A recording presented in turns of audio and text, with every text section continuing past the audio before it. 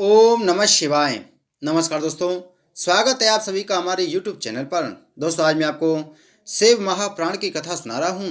आप सभी भक्तजन इस कथा को श्रद्धा पूर्वक मन लगाकर सुने। भगवान शिव जी आप सभी की मनोकामना पूर्ण करेंगे और आप सभी के कष्टों को हर लेंगे।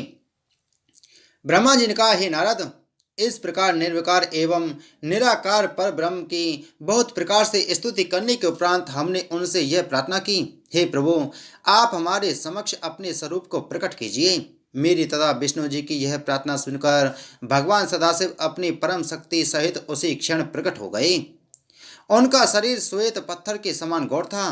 वे उस पर भस्म मले हुए थे। उनके वामांग में आदिशक्ति महामाया उत्तमोत्तम वस्त्र अलंकारों को धारण किए हुए विराजमान थीं।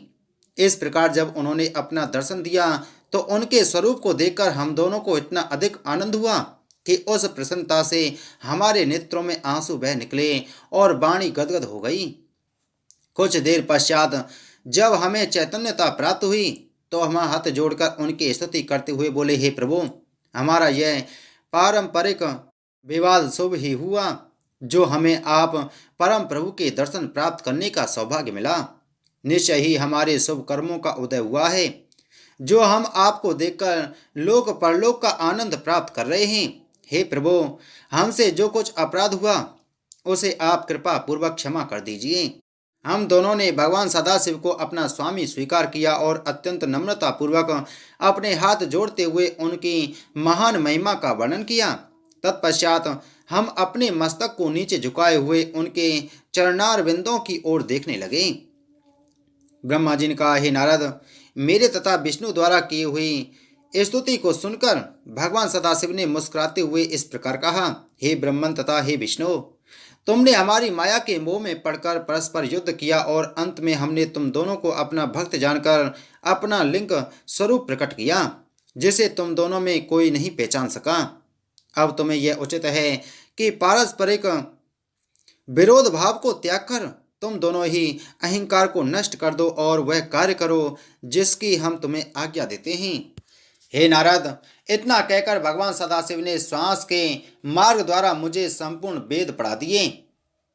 तदुपरांत वे 5 मंत्र भी बताए जिनमें संपूर्ण विद्याएं अंतर्निहित हैं। उन्होंने सर्वप्रथम प्रणव की शिक्षा दी जिसके अक्षर वेद कहलाते हैं। शिव जी का सर्वप्रथम वाक्य वही है। तदुपरांत उन्होंने 24 अक्षरों से युक्त वेदों की माला गायत्री का उपदेश दिया। फिर महामृत्युंजय मंत्र की शिक्षा देने के उपरांत उस चिंतामणि मंत्र को सिखाया जो भक्तों को महान सुख देता है। उस वेद तथा मंत्रों को पढ़कर हमें अत्यंत प्रसन्नता प्राप्त हुई। उस समय मैं तथा विष्णु जी कृतज्ञता भरी दृष्टि से उन महेश्वर भगवान की ओर देखने लगे और दर्शन के उस आनंद में आचूर्ण निमग्न हो गए। उस परम प्रभु के दर्शन से हमें जो सुख प्राप्त हुआ उसका वर्णन किसी भी प्रकार नहीं किया जा सकता। हमारे इस अनन्य प्रेम को देखकर भगवान महेश्वर को बहुत प्रसन्नता हुई। तब उन्होंने मुझसे यह कहा, हे ब्रह्मा, तुम धन्य हो जो तुम्हें मेरी कृपा से संपूर्ण सृष्टि का स्वामी होने का सौभाग्य प्राप्त हुआ है। अब तुम मेरी आज्ञा स्वीकार कर सृष्टि करो। मुझसे यह कहकर फिर वे विष्णु की ओर देखते हुए बोले, हे विष्णु, तुम सृष्टि का पालन करने के लिए अधिकारी हो। तुम हमें वेद का स्वरूप जानो और वेद में जो कुछ लिखा है उसे हमारी आज्ञा मानकर स्वीकार करो। हे नारद, भगवान त्रिशूल पानी की आज्ञा सुनकर हम दोनों ने उनसे प्रार्थना करते हुए यह कहा, हे प्रभु, हमें आपकी आज्ञा स्वीकार है, परंतु हम यह चाहते हैं कि आप स्वयं भी कोई अवतार ग्रहण कर हमारी सहायता करते रहें। तीनों लोकों का पालन करने के पश्चात अंत अर्थात प्रलय का अधिकार आप अपने पास रखें, हमारा यही मनोरथ है। इतना कहकर हम दोनों मौन हो गए। तदुपरांत उनकी मौन स्वीकृति पाकर हमने यह बात कही, हे प्रभु, अब आप सर्वप्रथम हमें यह बतलाइए कि हम किस रीति के अनुसार आपका पूजन करें। यह सुनकर भगवान भूत भावन ने उत्तर दिया, हे ब्रह्मा तथा विष्णु, हमें संसार में तुमसे अधिक प्रिय अन्य कोई न होगा। अब तुम दोनों संपूर्ण चिंता तथा शोक को त्याग कर सुख पूर्वक अपना कार्य करो तथा उस कार्य द्वारा अन्य लोगों को भी सुख पहुंचाओ। हमने तुम्हें कुछ देर पूर्व जो अपना लिंग स्वरूप दिखाया था उसका पूजन करना सर्वथा योग्य है। उसी के पूजन से सुख की प्राप्ति होगी। उस लिंग की उत्पत्ति का भेद यह है कि संपूर्ण संसार जिस क्षेत्र में लीन हुआ है उसी को लिंग कहते हैं। अस्तु, ऐसे लिंग के पूजन से इस लोक तथा परलोक में सुख प्राप्त होता है। लिंग के पूजन की महिमा अनंत है। तुमने जो हमसे अवतार ग्रहण करने की प्रार्थना की है उसके संबंध में यह जान लो कि समय आने पर हम स्वयं ही प्रकट होकर आवेंगे। हमारे उस अवतार का नाम रुद्र होगा। हम चारों अर्थात ब्रह्मा, विष्णु, शिव और शक्ति एक ही स्वरूप हैं। जो व्यक्ति हम में किसी प्रकार का भेद समझेगा उसे बहुत दुख उठाना पड़ेगा। इतना कहकर भगवान सदाशिव ने एक बड़े गुप्त वेद को प्रकट करते हुए मुझसे कहा, यह भेद वेद में भी अधिक गुप्त है। अर्थात हम सगुण रूप में शिव और शक्ति दो नामों से प्रकट होते हैं। अर्थात तीनों गुणों द्वारा ब्रह्मा, विष्णु एवं शिव नामक देवताओं के रूप में अलग प्रकट होते हैं। किसी कल्प में पहले विष्णु, फिर ब्रह्मा तथा तदुपरांत रुद्र की उत्पत्ति होती है, तो किसी कल्प में पहले शिव, फिर विष्णु और तत्पश्चात ब्रह्मा की उत्पत्ति होती है। इस प्रकार तुम दोनों शक्ति के चिन्ह से रजोगुण एवं सतोगुण को ग्रहण करते हो। हर अर्थात महादेव हमारे ही अंश से उत्पन्न होकर हमारे ही तमोगुणी स्वरूप हैं। उनके अधीन प्रलय कार्य रहता है। अस्तु, जिस प्रकार हम तमोगुणी रुद्र का स्वरूप धारण कर प्रकट होंगे वह सब हमने तुम्हें बता दिया। तुम दोनों श्याम एवं लाल वर्ण का स्वरूप धारण किए हुए हो, अतः हम श्वेत रूप धारण करेंगे।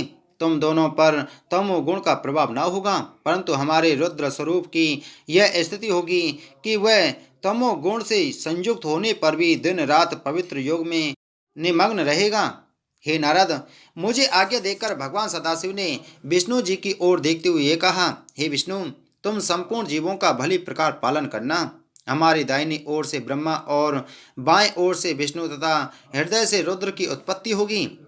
हमारी शक्ति जो उमा है वह भी दो अंगों में प्रकट होगी, जिससे तुम अलग अलग नहीं समझे जाओगे। पहले अंश से वे लक्ष्मी स्वरूपा होकर तुम्हें प्राप्त होंगी और दूसरे अंश से सरा होकर ब्रह्मा को प्राप्त होगी। उनके उमा स्वरूप को हर स्वीकार करेंगे। उस समय संसार में उनका नाम सती प्रसिद्ध होगा। इस प्रकार ब्रह्मा, विष्णु तथा हर ये तीनों देवता अपनी शक्तियों के साथ रहकर वेद का पूजन करेंगे। अस्तु, तुम दोनों को उचित है कि तुम हमारी इस आज्ञा का अनुसरण करो। ब्रह्मा का एक दिन सहस्त्र चतुर्युगी का होगा। इस प्रकार की 100 वर्ष की आयु ब्रह्मा की होगी। ब्रह्मा की संपूर्ण आयु का एक हर का एक दिन होगा। ऐसा एक दिन व्यतीत हो जाने पर हमारा सगुण स्वरूप निर्गुण होकर प्रलय कर दिया करेगा। इतना कहकर भगवान सदाशिव ने हम दोनों के मस्तक पर अपने दोनों हाथ रखे। इस प्रकार उपदेश तथा शिक्षा देकर जब भगवान शिव अंतर्ध्यान हो गए, तब हम दोनों शोक से व्याकुल हो हाथ जोड़ शिव शिव कहते हुए जिस ओर वे लुप्त हुए थे उसी ओर मुंह करके बारंबार दंडवत करते रहे। ब्रह्मा जी बोले, हे नारद, भगवान सदाशिव की आज्ञा पाकर विष्णु भी कुछ देर पश्चात अंतर्ध्यान हो गए और उन्होंने संपूर्ण लोक को ब्रह्मांड से पृथक कर दिया। अस्तु, उन्हीं सदाशिव की कृपा से शक्ति को प्राप्त कर मैंने ब्रह्मांड अर्थात सर्वोत्तम सृष्टि को उत्पन्न किया। अब मैं तुमसे जीवों की उत्पत्ति का वर्णन करता हूँ। फिर वे प्रकृति और पुरुष द्वारा जिस प्रकार उत्पन्न होते हैं, जब भगवान सदाशिव तथा उनकी परम शक्ति प्रकृति ने इच्छा की तो उनकी इच्छा द्वारा सर्वप्रथम बुद्धि की उत्पत्ति हुई। उस मह तत्व से अहंकार एवं अहंकार से सतोगुण, रजोगुण तथा तमोगुण की उत्पत्ति हुई। इन तीन गुणों द्वारा पृथ्वी एवं आकाश उत्पन्न हुए। इसी प्रकार क्रमानुसार देवता, मनुष्य आदि योनियों की उत्पत्ति हुई। फिर मैंने भगवान सदाशिव के चरणों का ध्यान धरकर सर्वप्रथम सनक, सनंदन, सनातन और सनत कुमार एवं भृगु इन 5 मनुष्यों को उत्पन्न किया। वे सब भगवान सदाशिव का ध्यान धरने के अतिरिक्त और कुछ नहीं जानते थे। इन्होंने मुझसे यह कहा कि हम लोग सृष्टि उत्पन्न करने का काम नहीं करेंगे। इस अवज्ञा को देखकर मुझे उनके ऊपर बहुत क्रोध आया, परंतु विष्णु जी के समझाने पर मैंने उस क्रोध को शांत कर लिया। तत्पश्चात मैंने परिश्रम पूर्वक बहुत समय तक तपस्या की, परंतु जब उस तपस्या का कोई फल न निकला तो मुझे अपने मन में बहुत आश्चर्य हुआ। उस समय मैं भगवान सदाशिव की माया से ऐसा भयभीत हुआ कि मेरे नेत्रों से आंसुओं की बूंदें टपकने लगीं। उस समय भगवान सदाशिव ने दयालु होकर मुझे सद्बुद्धि प्रदान की, जिससे मेरे हृदय में यह इच्छा उत्पन्न हुई कि यदि भगवान त्रिशूल पानी ही मेरे पुत्र होकर जन्म लें तो संपूर्ण कार्य स्वयं ही सिद्ध हो जाएंगे। इस बात को मन में रखकर मैं फिर बहुत समय तक योग समाधि में लीन हो गया। मेरी उस तपस्या से भगवान सदाशिव अत्यंत प्रसन्न हुए और सृष्टि की वृद्धि करने के लिए उन्होंने मेरी बाहों के निचले भाग से अवतार ग्रहण किया। उन्होंने अपने उस अवतारी शरीर से में वे चिन्ह प्रकट कर दिए जिन्हें मैंने सर्वप्रथम विष्णु जी के साथ उनका दर्शन प्राप्त करते समय देखा था। इस प्रकार उन्होंने मेरी सहायता करने के हेतु अवतार ग्रहण किया। बोलो शिव महाप्राण की जय। बोलो शिव शंकर भगवान की जय।